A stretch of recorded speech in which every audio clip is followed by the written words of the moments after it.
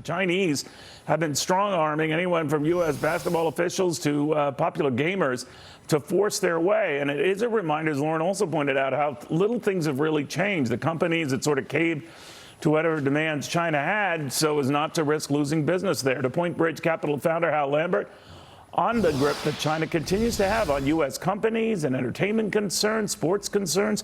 It is remarkable, Hal. What do you make of that? Well, you know, I think that's an amazing comment by that young gamer. I wish our executives here had the same courage he has.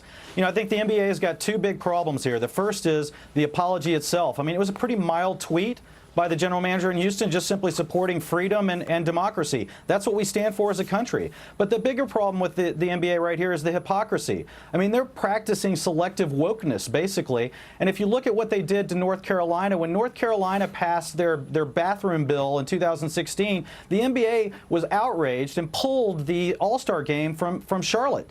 And then they actually got involved and were actively campaigning and speaking against the governor of North Carolina in the next election. So it's selective wokeness that they're practicing, and now you've got they're siding and apologizing to a communist dictatorship that's got millions of political prisoners. They're doing terrible things. They do organ harvesting. There's all kinds of terrible things going on there, but they're over there apologizing, and it's for the money.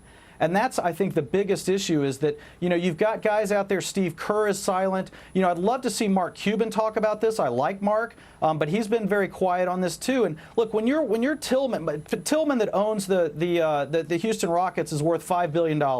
You know, when you're worth that much money, can you not stand up for freedom and democracy? Do you have to go, oh my gosh, I may lose $1 billion here, and so I'm gonna side with China on this?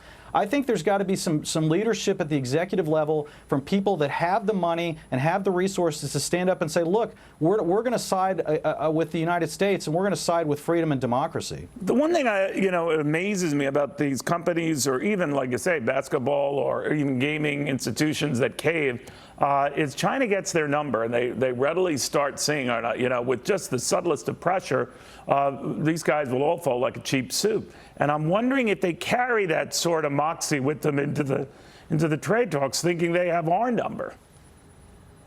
Oh, I bet that's exactly what they think, and I'm sure they thought President Trump would cave a long time ago, and it hasn't happened. Because, you know, President Trump's a true believer on this trade. It's not political. And look, I think you're exactly right. They've been able to do this. The Chinese have gotten away with this for decades with our executives, with our companies. They're desperate to do business in China. In the case of basketball, and I know we talk up the 300 million young Chinese kids who are into it. I mean, are they really thinking, Chinese authorities really thinking, if they went to the European Basketball League, that would be as much of the draw as, you know, the NBA? And it's like we're afraid of our own shadow here, and the Chinese know it. You're exactly right, Neil. And no, it's of course not going to be the same being in the European Basketball League. And this actually shows what kind of police state they have in China, that they can actually, you know, cut this whole thing down and turn it off for the viewers. This isn't the Chinese people themselves boycotting the NBA. This is the government of China saying you're no longer going to be allowed to watch the NBA. You're not going to be able to buy their products. You're not going to be able to buy their jerseys. It is definitely trade at its worst, and they're siding with basically dictatorship versus freedom on this deal, and I think it's really unfortunate. Yeah, I think you're right on all counts, Hal. Thank you very, very much.